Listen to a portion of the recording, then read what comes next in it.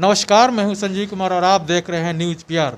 अभी हम राजद कार्यालय हैं और हमारे साथ हैं ऋतु जायसवाल जी। इनसे हम जानते हैं कि जिस तरह से जो राज्यसभा के जो सदस्य हैं सुशील कुमार मोदी, उन्होंने बिहार सरकार पे उंगली उठाया है। उन्होंने कहा है कि जो मेट्रो का काम चल रहा है उसमें 1% ही जो काम हुआ है।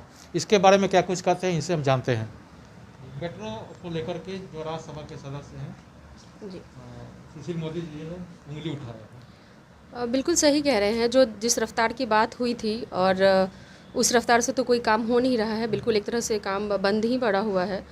तो अब उनके खुद के ही जो लोग हैं वो अब घातक या हमलावर उस पर ज़रूरत है। विपक्ष की ज़रूरत अब शायद मुझे लगता है कि बहुत कम पड़ेगी, क्योंकि उनके ही पार्टी के अब जो नेता हैं, उनके ही अलायंस के जो नेता हैं या वही लोग अब जो उनके ही लोग हैं अब वो हमलावर हैं। तो अच्छा है कि विपक्ष पे को कुछ कहने की ज़रूरत अब थोड़ी कम पड़ जाएगी। वो मेहनत का जिम्मा भी अब उन लोगों ने ही ले लिया है।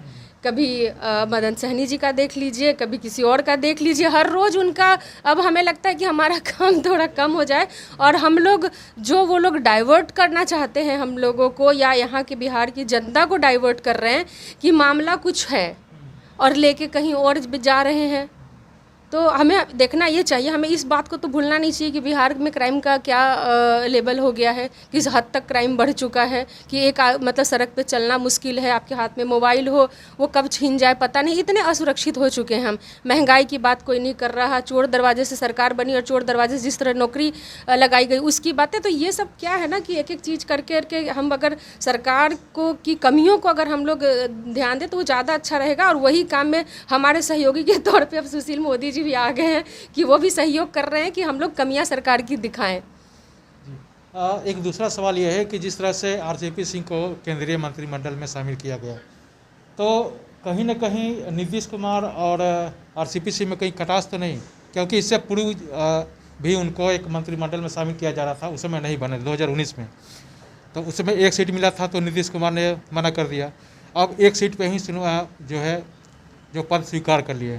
तो उस समय बन रहे थे, तो कहीं ऐसा तो नहीं है कि आरसीपी सिंह और नीतीश कुमार में कुछ ऐसा खटपट है? देखिए, मैंने कल भी ये बात कही थी। मैंने कहा था कि फ़ायदा इसमें अगर किसी को है तो ये आरसीपी सिंह सर को है। क्योंकि क्या है कि भाजपा उनको इस तरह से देख रही है कि उन्होंने नीतीश कुमार जी के पैरेलल उनकी ही जाति और उनके ही जिला से एक नेता को चुन लिया है, जिनको एक तरह से कह सकते हैं कि अपने साइड में कर लिया है, ताकि कल को अगर जिस तरीके से जैसे उनकी मंशा रही है भाजपा को कि एक साथ लड़ेंगे भी और कमज़ोर भी करेंगे। तो जिस तरह से अभी विधानसभा चुनाव हुआ, साथ में हुआ, लेकिन कहीं ना कहीं से उनकी ये कोशिश रही कि कैसे जेडीयू जो है वो कम सीट लाए ताकि वो सरकार उनके साथ बनाए, लेकिन वो कमज़ोर स्थिति में रहे। भाजपा ने कहीं इस्तेमाल तो नहीं किया आरसीपी सिंह को, क्योंकि भाजपा के जो है हनुमान की आवश्यकता थी और जो आरसीपी सिंह के रूप में मिल गया। ये भी हो सकता है, इसके भी इसमें नीतीश कुमार को डैमेज करने के लिए ये भी हो सकता है। और दूसरा ये भी हो सकता है कि हमारे माननीय मुख्यमंत्री जी जो है वो भी कम इन मामलों में, सरकार बनाने के मामलों में तो कम चालू नहीं ही हैं।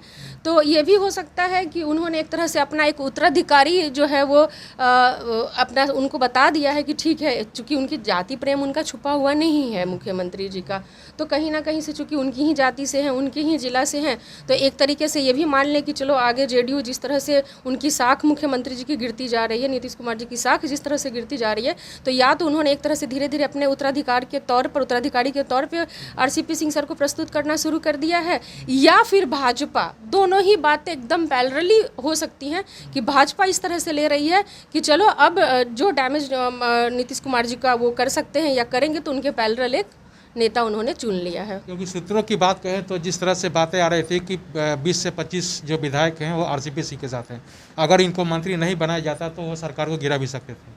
इस हद तक तो कमज़ोर हो ही चुके हैं मुख्यमंत्री जी बस, लेकिन किसी तरीके से अपनी कुर्सी बचानी है। शायद यही वजह थी कि जो 2019 में उन्होंने कहा कि एक सीट पे हम कंसीडर नहीं करेंगे, आज फिर उसी एक सीट पर ही उनके एक ही जो है वो जा सके, मंत्रिमंडल तक पहुंच सके।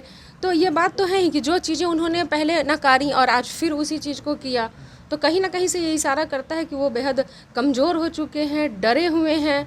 और यही डर का कारण है कि जिसको पहले एक सीट के लिए जिस चीज़ को पहले उन्होंने नकारा, आज उसी पे कंसीडर किया। तो आपने सुना कि जिस तरह से 2019 में उन्होंने एक सीट के लिए मना किया था, अब जा कर के वो एक ही सीट पे वो समझौता कर लिए हैं। तो कहीं ना कहीं नीतीश कुमार को डैमेज करने के लिए एक्सेप्ट किए हैं। बहरहाल अब चलते हैं दूसरे खबर तक, तब तक लिए मुझे दीजिए इजाज़त। धन्यवाद।